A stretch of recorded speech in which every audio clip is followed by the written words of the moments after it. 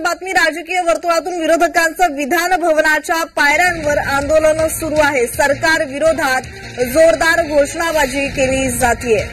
पावसाळी अधिवेशन सुरू झालेलं आहे आणि पावसाळी अधिवेशनाच्या पहिल्याच दिवसापासून विरोधकांकडून सत्ताधाऱ्यांना विविध बाबींवरून विविध मुद्द्यांवरून घेरण्याचा प्रयत्न केला जातोय। कालच मुंबईत मुसळधार पाऊस बरसलेला आहे आणि याच मुद्द्यावरून खरं तर विरोधक आक्रमक होण्याची शक्यता वर्तवण्यात येते। त्याचबरोबर अजित पवार यांच्या विरोधात सुद्धा आता विरोधक आक्रमक झालेले पाहायला मिळत आहेत। महायुती सरकारची ऑफर असं म्हणत त्यांनी आता फलक हाती घेतलेले आहेत आणि आता विविध मुद्द्यांवर विरोधक आक्रमक होताना दिसतात।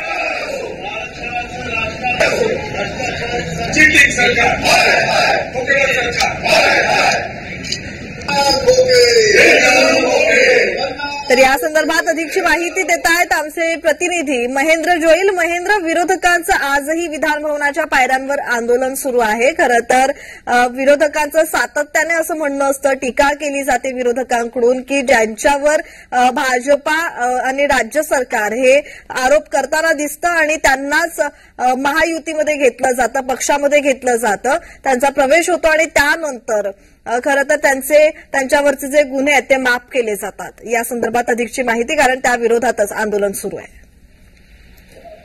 नक्कीच प्रज्ञा, आपण पाहायला गेलं तर हा 10वा दिवस आहे आणि विरोधक नेहमीप्रमाणे कोणत्या ना कोणत्या मुद्द्यावरती सतत पायऱ्यांवरती पहिल्या दिवशी आंदोलन करत असतात आणि त्यात आज महायुती सरकारची जी ऑफर आहे म्हणजे एकंदरीत दादांना त्यांच्यावर 17,000 कोटीचा जो घोटाळा होता त्या संदर्भात क्लीन चिट मिळाली होती। दादांचा पक्षप्रवेश झाला होता, दादांनी महायुती सरकारमध्ये सामील झाले होते। त्यानंतर भ्रष्टाचार आणि चौकीदार असा महायुतीचा कारभार दादा आणि वायकरांना सुद्धा 2 दिवसापूर्वी जी क्लीन चिट मिळाली होती त्यात त्यांनी अशी बनवाबनी असं नावाचं एक पोस्टर ते हातात घेतलं होतं। निबंध लिहा आणि लोकांना चिरडा म्हणजे हा पुण्यातला जो drink and drive hit and run जो प्रकार होता त्या संदर्भात ज्या आरोपीला निबंध लिहायला सांगितला होता, त्यानंतर मुंबईत वरली त्या दिवशी घडलं होतं जे प्रकरण असेल त्या संदर्भात जे होतं त्या संदर्भात एक बॅनर घेऊन